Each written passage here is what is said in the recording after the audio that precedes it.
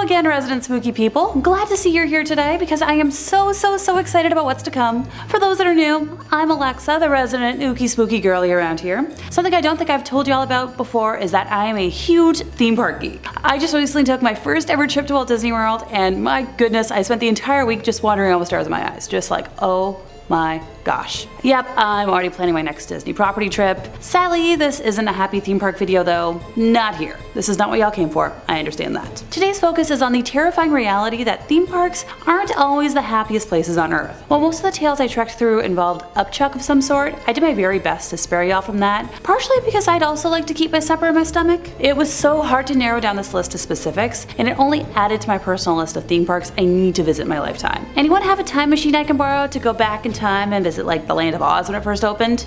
Pretty please?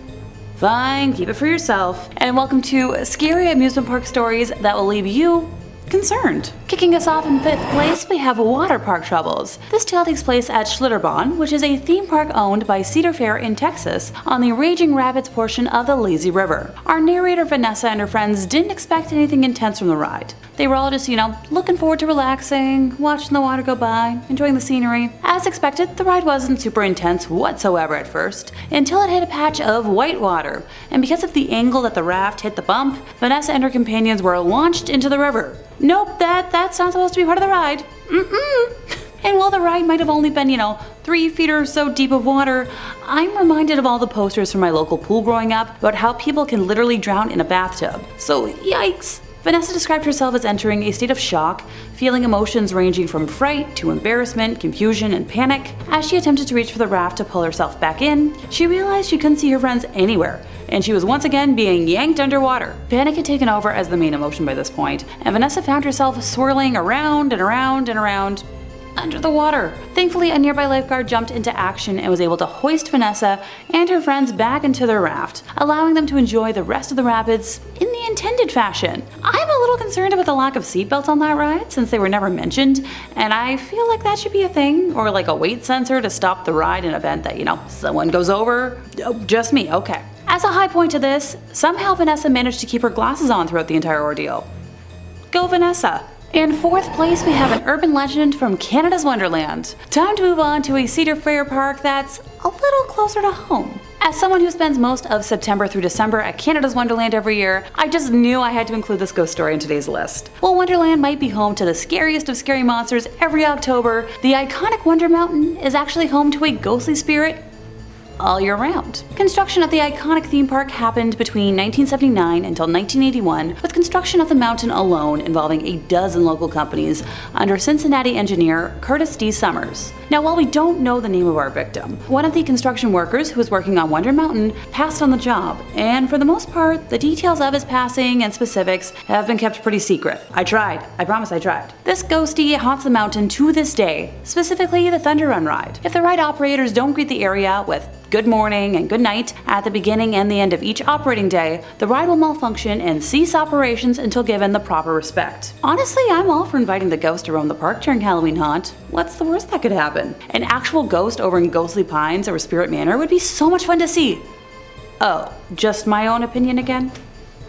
Of course. In 3rd place, we have the Warner Brothers Jungle Habitat. Originally opening on July 19th of 1972, this now abandoned park closed its doors by 1976, which is a really bad timeline for a theme park that was technically never completed. The first time Jungle Habitat made headlines was only months after it first opened for business, when an Israeli tourist named Abraham Levy was riding through the safari in a taxicab and decided to roll down the window to get a better look at some of the animals roaming around. 2 lions attacked the car and mauled the 26-year-old tourist, causing lacerations to his face and shoulder. He took credit for the harm, citing his own foolishness, which helped to dodge, like a media onslaught.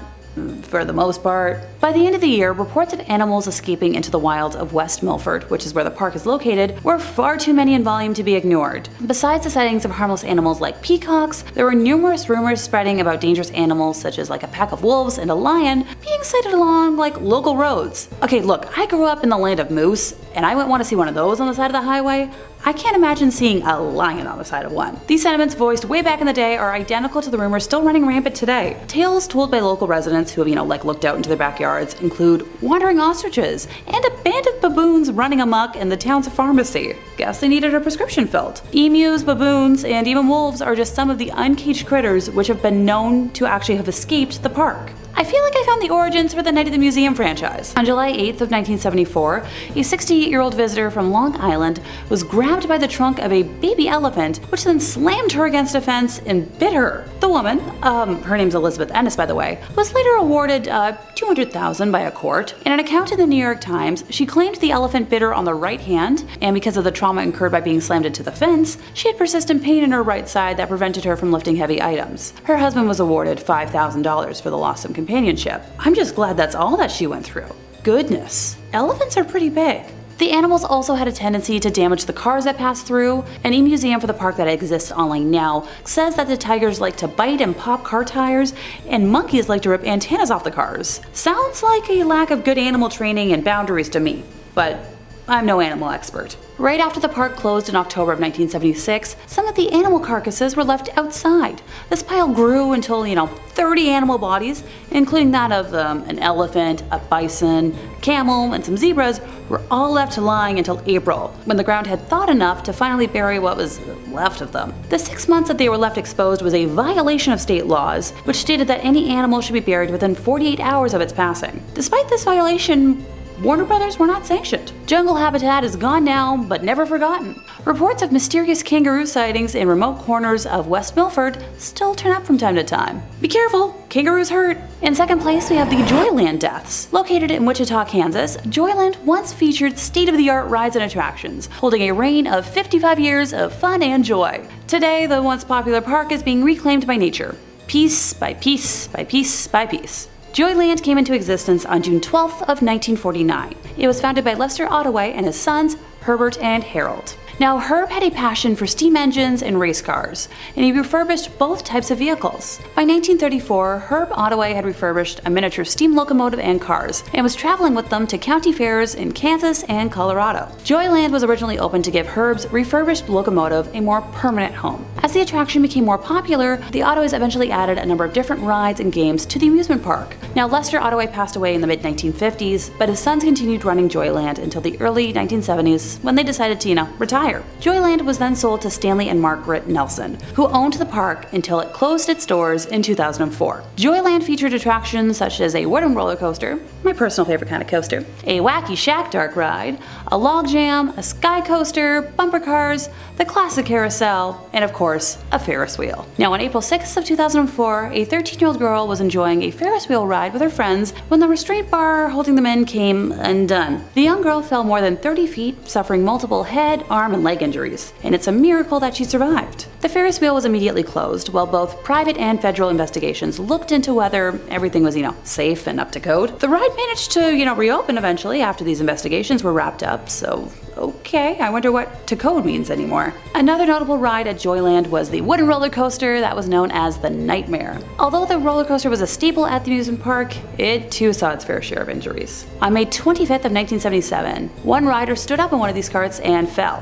He passed at the scene from injuries sustained from the fall. Another death occurred 20 years later on August 27th of 1998 when a 35-year-old maintenance worker named Kevin Briley was under the ride trimming the grass. He stood up and was tragically hit by the roller coaster. He also died at the scene from his injuries. My heart hurts telling that tale because I'm such a huge lover of traditional wooden roller coasters. There's just something about narrowly avoiding whiplash that I personally find thrilling. Joyland closed its doors in 2004. Maybe it might be worth, a little urban exploration. In first place, time to visit the ghosts of the Enchanted Forest. The whimsical 20-acre amusement park was built in an Oregon forest and boasted handcrafted attractions like Storybook Lane and Toftville Western Town, along with rides like the Ice Cream Mountain bobsled roller coaster and a big timber log ride. Sounds pretty magical, right? Yeah, that all depends on who you ask. Though many folks experience nothing more than a charming park, other more abnormal experiences are definitely not in line with a regular amusement park. For many, a visit to the Enchanted Forest can be a supernatural phenomenon, and I know know I'd be happy either way. I love all things fantastical and wonderful and whimsical, but also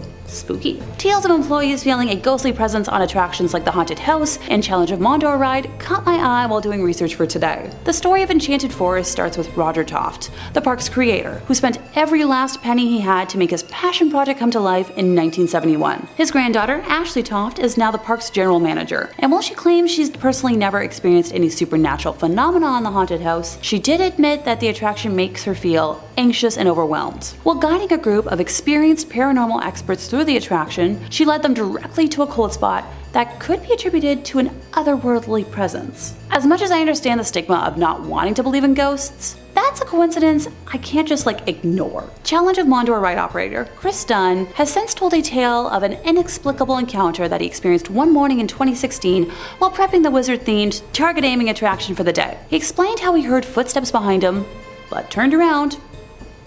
No one there. Mere seconds after hearing the footsteps, he described being hit with a strange energy throughout his body, one that made him dizzy and gave him a horrible case of chills. Now later in the day, the same thing happened, but with more intensity. He took photos of the ride not in operation and captured images of what looks to be an orb that changes shapes in 3 sequential photos. The team of investigators I mentioned before were granted permission to spend a night unsupervised at the park and experience the chilling energy and the Challenge of Mondor and managed to communicate with a spirit in the haunted house. Notice how I haven't mentioned a park tragedy yet as the cause for anything? That's because, unlike the other places on this list, there wasn't one. The haunted house was built during the original construction along with the rest of attractions, and Challenge of Mondor was constructed in 2006. Time to borrow that time machine I've been asking the powers that be for and travel on back. In August of 1846, Oregon settlers and indigenous tribes of the Willamette Valley fought a terrible battle in present-day Salem, known as Battle Creek. The theory most people believe is that the energy could be the cause of the manifestation in the theme park, which was built in close proximity to the gruesome fight. You let me know what you think down in the comments. And that brings us to the end of today's list and my increased need to visit more theme parks as soon as possible. There are so many great ones throughout the world in operation, and also some really great abandoned ones. Let me know in the comments if you have any tales of your own to contribute or any recommendations for my travel list, and be sure to like, subscribe, and hit the bell for more from us here at Top 5 Scary Videos.